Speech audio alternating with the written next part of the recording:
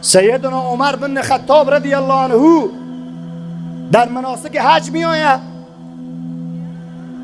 کمالات توحید در دلش جوش میزنه، برای سنگ حجر الاسود میگه ای سنگ، والله رب کعبه قسم هست که سنگ هستی، شفا داده نمیتونی، عزت داده نمیتونی، ذلت داده نمیتونی، مریض کرده نمیتونی. اگر تو رو رسول الله صلی الله علیه وسلم بوسه نمیکرد، والله تو رو بوسه نمیکردم. ملاسای همین عمر وهابی است یا نیست؟ کته وهابی نیست، کته غیر مقلد است. دخو وهابیان پیدا شویدی، غیر مقلدین پیدا شویدی. اولیاء الله قبول نداری، نمانی. اولیاء کرامت نمانی. این عمر بن خطاب رضی الله عنه که همه عربی خانها و ائمه مساجد میگن علیکم بالسنت و سنت خلفاء الراشدین، لا توحید خلفاء الراشدین.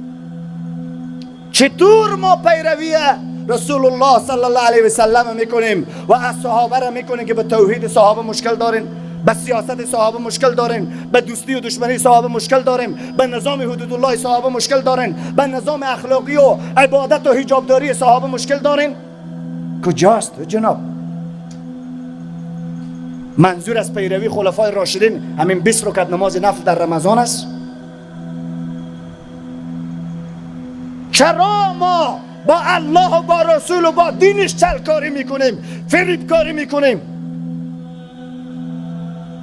این یقین و این عقیده و این توحید ما کجاست که الله مرا میبینه و الله صدای مرا میشنوه و الله خوب و سخن خوب و خراب مرا مینویسه؟ همین عمر رضی الله عنه که به اسلام آوردن نفر چلم بوده و به سبقت و تلاش و مبارزه نفر دوم شده، وقتی که خلیفه مسلمان هاست میبینه یک جماعه از صحابه زیر درخت بیعت و رضوان همونجا نشسته هستن. میگه شما اینجا چی واسطه نشسته هستین؟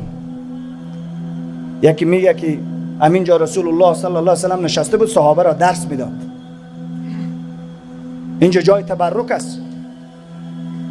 عمر رضی الله عنه میفرماید عمل و دعوت و عقیده و جهاد و سیاست و عبادت و اطاعت رسول الله تبرک است.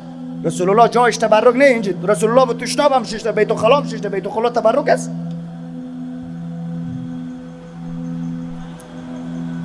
زود بلند شوید.